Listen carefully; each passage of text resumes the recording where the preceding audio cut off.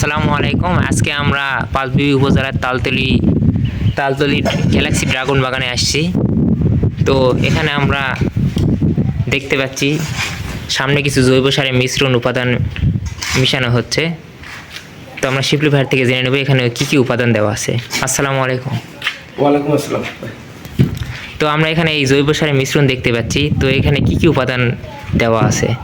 জৈব সার, হ্যাঁ, এই মিশ্রণটা আমরা তৈরি করতেছি আর এটা যে ড্রাগন বাগানে ব্যবহার করতেছি এখন। এর মধ্যে দেওয়া আছে হলো শুটকি মাছের গুঁড়া দেওয়া আছে, আপনার তারপর খোল দেওয়া আছে, আপনার সরষার খোলও আছে, বাদাম খোলও আছে, এর সাথে আপনার জিপসাম আছে, তারপর কিছু বরফ দেওয়া আছে, তারপর ম্যাগনেসিয়াম সালফেট দেওয়া আছে, অ্যামোনিয়াম সালফেট কিছু দেওয়া আছে, আর অ্যান্টিনিমেটোড একটা ডোজ দেওয়া আছে ভিতরে, আবার সাথে আপনার কার্বনডাইজিং এবং ম্যানকোজেবেরও একটা, মানে আমরা ছত্রাকনাশক কিছু দিয়ে দিয়েছি যাতে গাছের কোনো ছত্রাকের আক্রমণ যেন না ঘটে। আর অল্প পরিমাণে আপনার টিএসপি এবং পটাশ দেওয়া আছে। এই কটাতে আমরা একটা অর্গানিক একটা মিশ্রণ তৈরি করছি।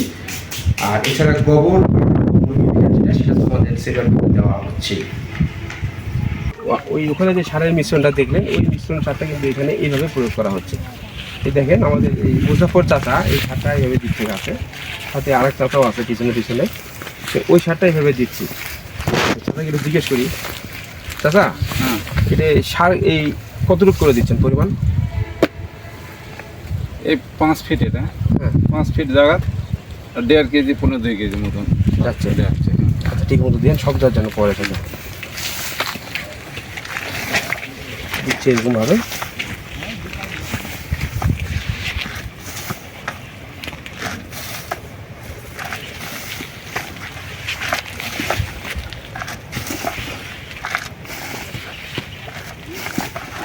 সারটা দেখলেন না, ওই সার দেওয়ার পরে এইভাবে নিলে দিচ্ছে আর কি। নেড়ে দেওয়ার কারণে যেটা হচ্ছে যে এই মাটিটা সারের সাথে মিক্সড হয়ে সারটা মাটির নিচে চলে যাচ্ছে। আর এই আপনার এই ঘাস যে লেলানি সেটাও একবার এক হয়ে যাচ্ছে এটা। আর এই সার দেওয়ার সময় ঘাস কোনোভাবে রাখা যাবে না, তাহলে এই খাবার যেটা দেওয়া হলো এটা সবগুলো খাবার দেখবেন যে ঘাসেই পাবে বেশি। তো যার কারণে আমরা এই কাজটা করে দিচ্ছি। আর এটা হওয়ার পরে এখানে আপনার এর পিছনের পানির টিম আসবে, ওরা আবার পানি সেচ দিবে আর কি, পর্যাপ্ত পরিমাণে পানি দিয়ে দিবে। পানি দেওয়া হয়ে গেলে আমরা এটার উপরে একটা মালচিং দিয়ে ঢেকে দেবো এটা। আচ্ছা, কতদিন পর পর এই ঘাস নালা দিতে হয়? এটা আমাদের মাসে 3 বার করতেই হয়, মাসে 3 বার করতেই হয় এটা লাগানো। কারণ এই ঘাস কোনোভাবেই রাখা যাবে না, ঘাস রাখলে আপনার গাছের গ্রোথ কমে যাবে। আর যে গাছের ফলন দেখতেছেন না, এগুলো আসলে এই যখন আপনি খাবার দিবেন, পানি দিবেন, গাছের যত্ন করবেন, তখন গিয়ে আপনার গাছ আপনার মানে সব দিক থেকে ভালো থাকবে, সুস্থ থাকবে। যেহেতু আগামী মাস থেকে এটার ফল এবং ফুল আসবে।